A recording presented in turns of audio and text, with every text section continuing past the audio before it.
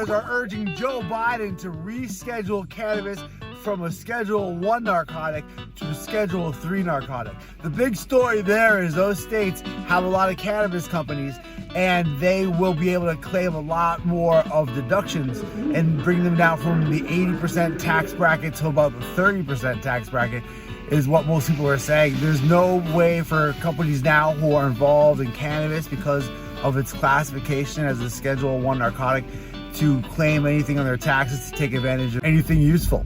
There could be a negative impact on companies who are operating in the cannabis space. If there is a rescheduling, it may be handled differently by the states. Instead, it will be handled by the federal government. Also in news, Minnesota has a loophole which may allow for hemp to produce more than 0.3% THC. But even the 1% THC isn't a lot of THC, but the plants tend to do a lot better. What they're saying is they don't have any way of testing the plants. They're only focused on testing the end product, either the beverages or the edibles or whatever else is coming out of derived hemp. So they're saying, basically, if you are growing hemp that spikes, we're not going to know ever. So maybe grow hemp that spikes and have a better crop and don't worry about burning down your fields, which is probably a good move.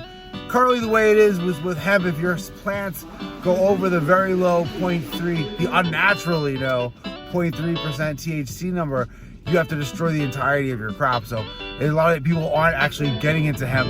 It's too risky, it's too much liability. Also in news, regular cannabis use is not associated with people having negative health impacts. There's a study looking at people who use cannabis, regular medicinal cannabis, to see if they were having impacts long term.